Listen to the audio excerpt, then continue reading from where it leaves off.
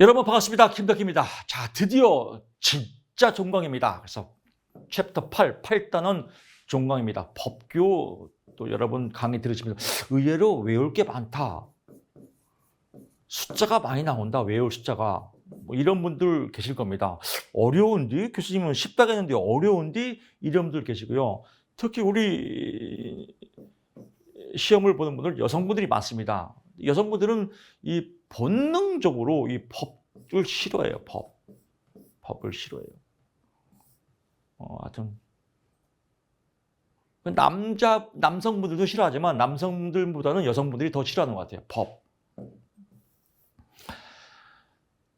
공부를 해야 되죠. 근데 어떻게 해야 돼요? 법은 승부수를 제가 오늘 지금 종강 시간이니까 말씀드린 겁니다. 승부수 던지면요. 이론서를 그냥 쭉 강의하면 한두 번 들으시고 항상 기출 보세요. 기출. 옳은 것은 옳은 것만. 특히 법제로는 옳은 것은 옳은 것만.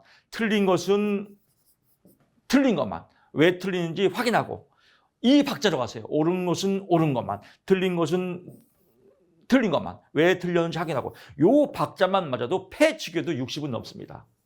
이게 최단기간 제일 쉽게 건강하게 공부하는 방법입니다. 옳은 거 물어보는데 틀린 거 분석하고 틀린 거 물어보는데 옳은 거 외우고 이러면 미쳐버려요.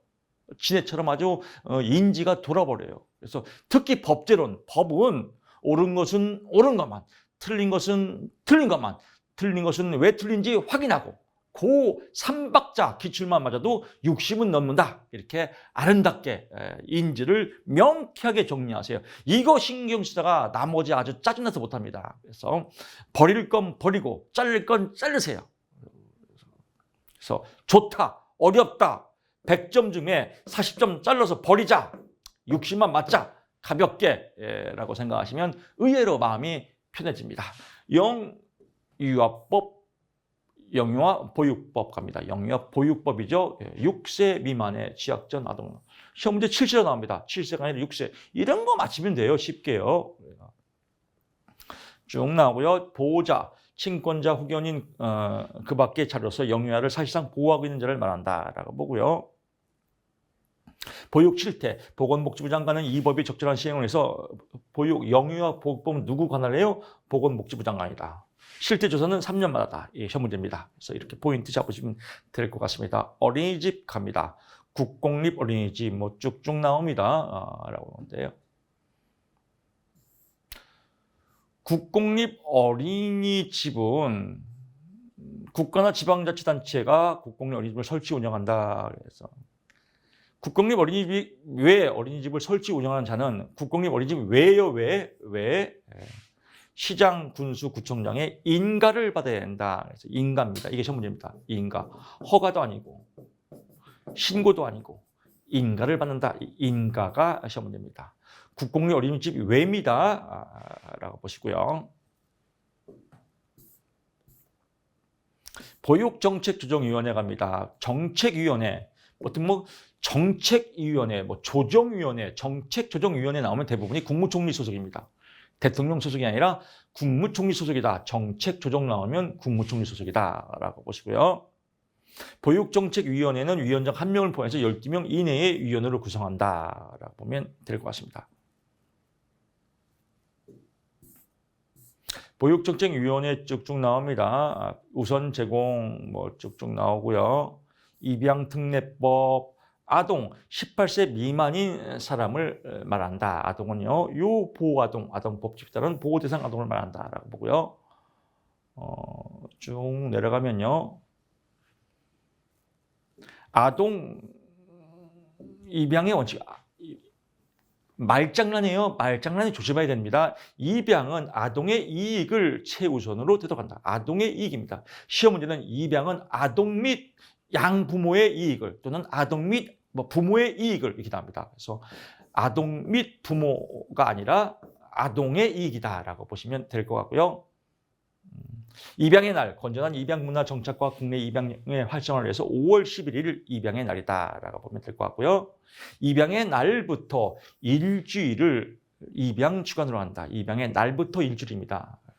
그래서 시험 문제입니다. 포인트 잡으시고요.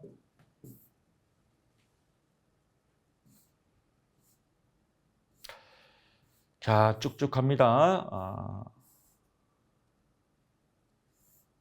오케이. 넘어가시고요. 넘어가시고요.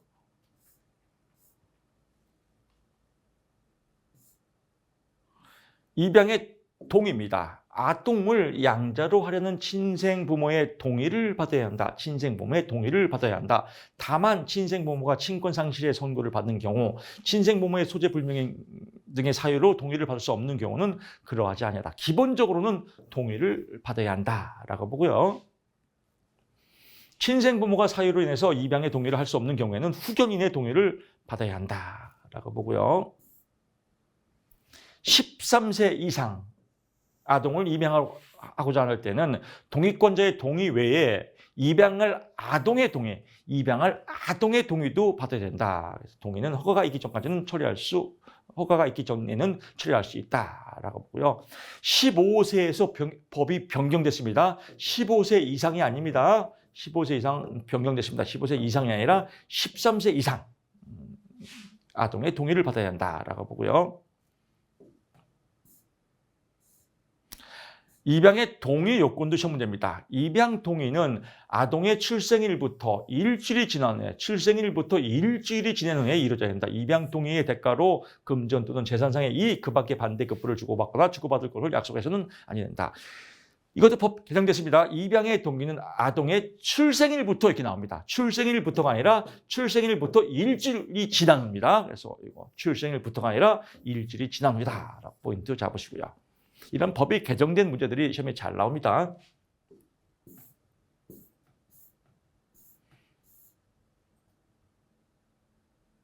자, 입양기관의 의의입니다. 입양기관을 운영하는 자는 사회복지사업법에 따른 사회복지법인으로서 복지법입니다. 보건복지부 장관의 허가를 받아야 된다. 시험 문제는 행정안전부 장관의 허가를 받아야 된다 이렇게 나옵니다. 행정안전부 장관이 아니라 보건복지부 장관이다. 신고가 아니라 허가를 받아야 된다라고 보고요. 허가다.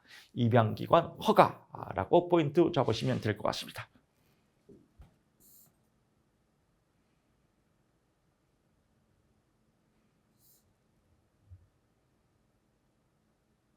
자, 또 여기도 한 문제가 나네요.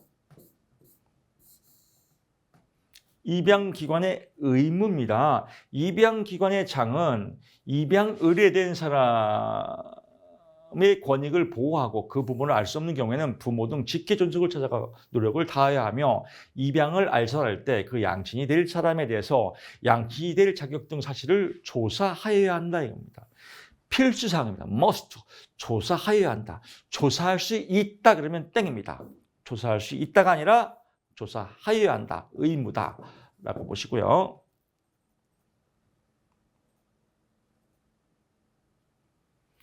사후 서비스. 입양기관의 장은 입양이 성립된 후에 1년 동안 양친과 양자의 상호작용을 위해서 사후 관리를 하여야 한다. 국내는 1년입니다. 근데 국외는 국적을 취득할 때입니다. 그래서 국외는 국적을 취득할 때까지, 국내는 1년. 그래서 이것도 포인트 잡으시면 될 것 같습니다. 아동복지법 갑니다. 아동복지법의 아동은 몇 세다? 18세 미만이다라고 보시고요. 넘기시고요.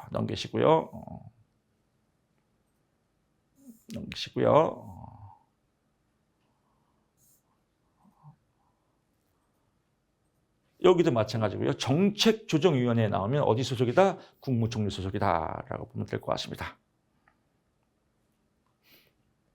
아동학대 예방 갑니다. 예방 잘 해야겠죠. 넘기시고요. 예방교육 실시 잘 해야겠죠. 아동학대 등의 통보도 잘 해야겠죠.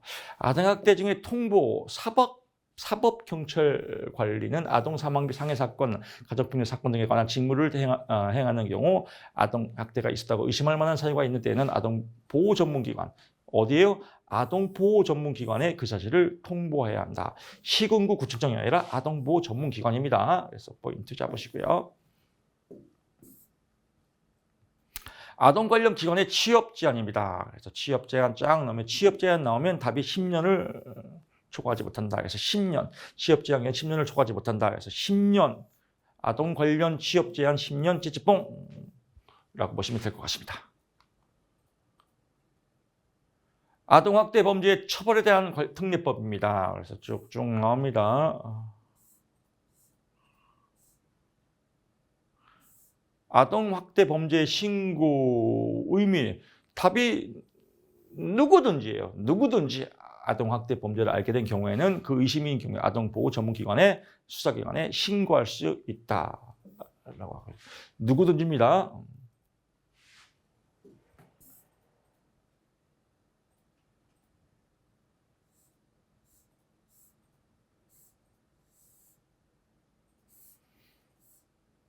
여기서 보게 되면요. 다음에 어느 하나에 해당하는 사람의 직무를 수행하면서 아동학대 범죄를 알게 된 경우 그 의심이 있는 경우에는 아동보호 전문기관 또는 수사기관에 즉시 신고해야 한다라고 합니다. 그래서 이런 경우 아동복지부에는 아동권리부장 및 아동부탁센터의 장과 그 종사자, 아동시설의 장과 그 종사자에서 아동복지법에 따른 아동복지 전담 공무원 아동보호 전문기관의 장과 그 종사자는 제외한다. 그래서 요거 시험 문제 잘 나옵니다. 아동보호 전문기관의 장과 그 종사자는 제외한다.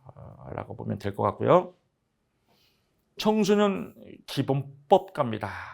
청소년의 기본법. 청소년은 9세 이상 24세 이하인 사람을 말한다. 이것도 시험 문제입니다.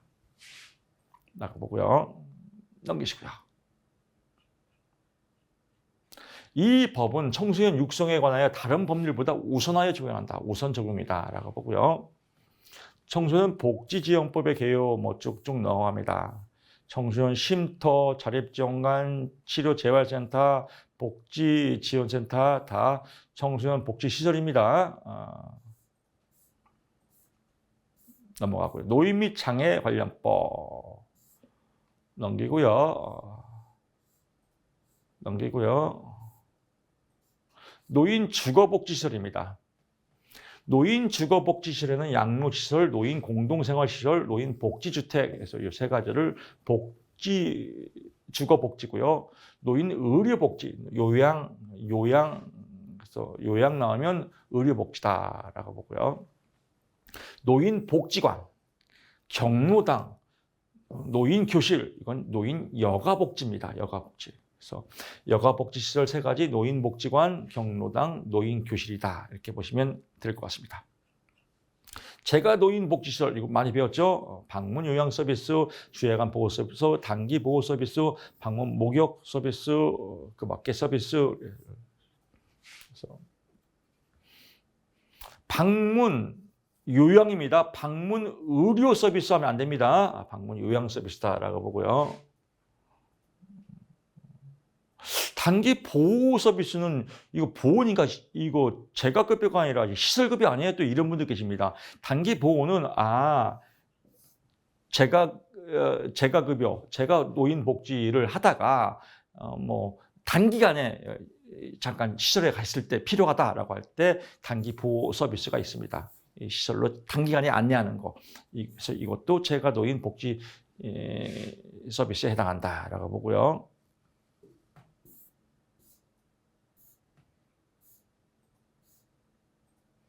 쭉쭉 넘어가시면 될 것 같습니다. 넘어가시고요.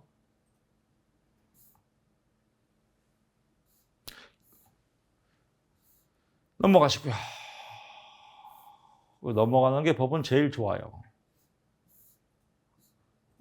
취업 제한 나오죠? 취업 제한 나오면 어디든지 무조건 10년이다라고 보고요. 장애인 복지법 갑니다. 장애인 복지법 그래서 쭉쭉 나옵니다. 장애인 학대 갑니다. 장애인에 대해서 신체적, 정신적, 언어적이 포함되십니다. 그래서 언어적이 들어가면 장애인 학대다라고 보고요.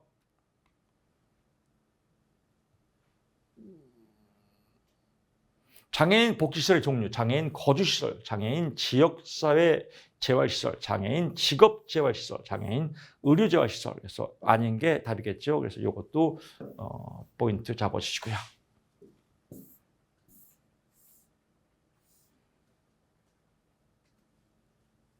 넘어가시고요.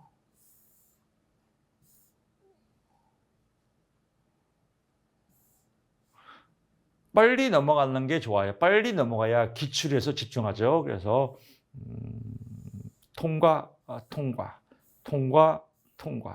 여성 및 가족 관련법이다. 한부모 가족지원법. 그래서 모 또는 부. 이게 시험 문제 나옵니다. 배우자와 사별 또는 이혼하거나 배우자로부터 유기된 자, 정신이나 신체 장애로서 장기간 노동 능력을 상실한 배우자로 가진 자, 이런 부분은 한부모 가족으로 인정한다라고 보고요. 아동은 18세 미만인 자, 취약증인 경우에는 22세까지 취약증인 그래서 직업 학교를 나간다든지 또 직업 훈련을 한다든지 라고 할 때는 22세 미만까지를 아동으로 본다라고 보면 될 것 같고요. 한부모 가정에서는요.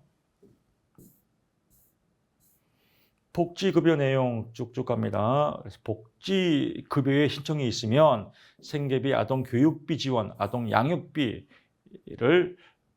복지급여를 실시할 수 있다. 그래서 아동교육지원비입니다. 그래서 이걸 헷갈리면 안 됩니다. 복지급여에서 생계비, 아동교육지원비예요. 아동교육비라고 하면 안 돼요. 아동교육비라고 하는 건 아니고요. 아동교육지원비입니다. 그래서 이건 복지급여로 실시하여야 한다라고 보면 될 것 같고요.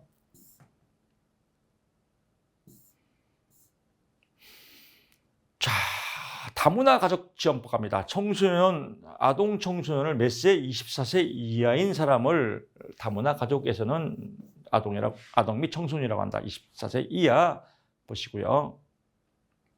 다문화 가족 제한 외국인 처우 기본법의 결혼 이민자와 국적법의 규정에 따라 대한민국 국적을 취득한 자로서 이루어진 가족 또는 국적법에 따라 대한민국 국적을 취득한 자와 국적을 취득한 자로 이루어진 가족. 결혼 이민자 이렇게 해서 이런 내용들 또 시험 문제 잘 나옵니다. 라고 보시고요. 넘어가시고요. 가정폭력 방지 및 피해자 보호 등에 관한 법률 진행하겠습니다. 아동은 18세 미만인 자를 말한다라고 보고요. 가정폭력 실태조사 시험에 잘 나옵니다. 여성가족부 장관, 여가부 장관이다. 보건복지부 장관이 아니라 여가부 장관이다. 3년마다 실태조사한다. 이게 시험 문제입니다.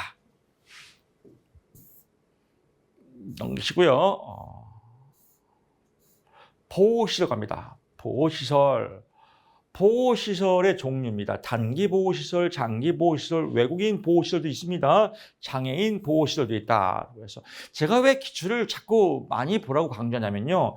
기출은 보호시설의 종류가 아닌 걸로 나오거든요. 아닌 거는 어떨 때는 여성 보호시설, 또 어떨 때는 노인 보호시설, 여성 보호시설은 아니다. 노인 보호시설은 아니다. 이게 더 외우는 게 빨라요. 실용적이고 효과적이고. 그래서 기출이 핵심이다. 특히 법제로는 기출이 핵심이다. 옳은 것은 옳은 것만, 틀린 것은 틀린 것만 보시기 바랍니다. 성폭력 방지 및 피해자 보호 등에 관한 법률 갑니다.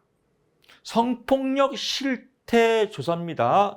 여성가족부 장관, 보건복지부 장관이 아니라 여성가족부 장관 실태조사 3년마다 성폭력 실태조사를 하고 그 결과를 발표하여야 한다라고 보고요. 신고 의무입니다. 19세 미만의 미성년자는 18세 미만이 아니라 19세 미만입니다. 19세 미만의 미성년자는 보호하거나 치료 또는 교육하는 시설의 장 및 관련 종사자는 자기의 보호 및 지원을 받는 자가 성폭력 피해인 사실을 알게 된 데는 즉시 수사기관에 신고해야 한다. 즉시 19세 미만 포인트 잡으시고요.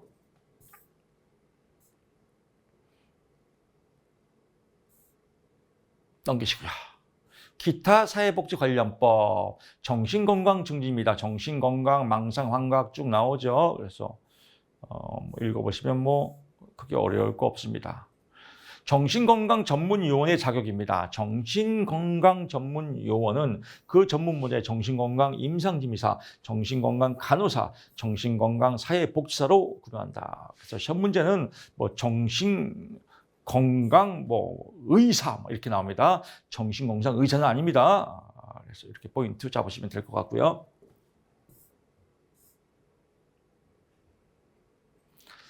자, 또 넘기시고요. 사회복지 공동모금회를 만들어서 모금한다. 쭉쭉 나옵니다. 복권의 발행. 그래서 모금회는 사회복지 사업 및 그 밖의 사회복지 활동 등을 지원하기 위해서 재원을 조성하기 위해서 복권을 발행할 수 있다. 복권을 발행할 수 없다 이렇게 나옵니다. 있다라고 보면 될 것 같고요. 모금회는 기부금의 접수를 효율적으로 공정하게 해서 언론기관을 모금 창구로 지정하고 언론기관을 창구로 지정할 수 있습니다. 지정된 언론기관의 명의로 모금 계좌를 개설할 수 있다. 그래서 이것도 포인트 잘 나옵니다. 모금회는 매년 8월 30일까지 다음의 사항에 포함된 회계연도에 공동모금 재원 배분 기간을 정해서 공고해야 한다. 그래서 8월 31일 날짜 기억하시고요. 기부금품의 기부자는 배분 지역, 배분 대상자 또는 사용 용도를 지정할 수 있다. 없다가 아니라 있다라고 보면 될 것 같고요. 자원봉사입니다. 자원봉사 쭉쭉 넘어가고요. 자원봉사 시험에 나오면 상식적인 수준입니다. 자, 이제 총광 아주 급하게 너무 지체하면 여러분들이 점점 공부에 늪에 빠질까봐 급하게 진행했습니다. 왜 급하게 진행했냐면요. 여기서 제가 다시 한번 확인을 해드리고 싶어서 그렇습니다. 공부하는 방법이 중요합니다. 제가 한번 공부하는 방법을 설명해 드리겠습니다. 1번 문제 한번 가보겠습니다. 사회복지법에 관한 설명으로 옳은 것은 사회복지법이에요. 옳은 것은 옳은 거 체크하세요. 얘가 주인공이에요. 얘 주인공만 보세요. 생존권 보장은 사회복지법 이념 중에 하나구나. 당연하겠죠. 당연히 생존권 보장은 이념이다. 끝. 1번 문제 끝났습니다. 그럼 나머지는 옳지 않은 거니까 보지 마세요. 안 봐도 됩니다. 이 문제에서는 얘가 주인공이에요. 왜 조연들을 자꾸 보려고 하세요? 조연들을 보면 주연이 헷갈려요. 근데 나는 정말 보고 싶다. 그런 분들은 그냥 한번 읽어보세요. 그냥 헌법에는 사회복지 관련 조항이 있구나. 어쩌고 저쩌고 있구나. 나는 읽는 것도 귀찮아. 그럼 넘어가도 돼요. 나오면 이 문제 또 나옵니다. 이 문항을 하나 갖고 계속 출제자는 이용해 먹어요. 만약에 사회복지 조례는 지방의회의 의결에 의해서 제정된다. 이걸 안 이어도 이 문제가 나온단 말이에요. 그러면 이 문제는 또 다른 문항에 나와요. 그때 해결하면 돼요. 주연으로. 여기서는 조연이기 때문에 안 봐도 돼요. 이거 다 외우다가 또 얘도 헷갈려요. 이런 식으로 공부를 해요. 법제론. 이렇게 공부해도 패치기도 60은 넘어요. 그럼 됐잖아요. 재수 좋으면 80도 넘고 정말 재수 좋으면 90도 넘고 이렇습니다. 2번 갑니다. 너무 어렵게 공부하지 말라고 그래요. 그래서 제가 종강 시간도 그냥 빨리 플로우 흘러갔습니다. 거기에 머무르면 여러분들이 지칠까봐 이렇게 공부하시라고. 재정연도가 빠른 순서대로 여기도 마찬가지예요. 여러분들 공부하면 이거 다 외우거든요. 물론 외우면 좋겠죠. 근데 여기는 이렇게 연도가 안 나오거든요. 흐름이 나와요. 순서. 보통 법제로는. 그러면 답 체크하고 기역, 니은, 디귿이구나. 1번이구나. 이렇게 외우시고요. 그리고 조금 팁을 드리면 사회복지사업법이 제일 빠르구나. 제일 늦은 건 노인장기요양보호법입니다. 이건 또 별도로 나오거든요. 그러니까 처음 시작과 끝, 나머지는 버리고 이 순서 외우고 나는 이것도 몰라 그러면 그냥 답이 1번이구나. 이렇게 나오면 똑같이 나오면 그냥 이 흐름이구나. 이것만 보시고요. 순서대로 끝.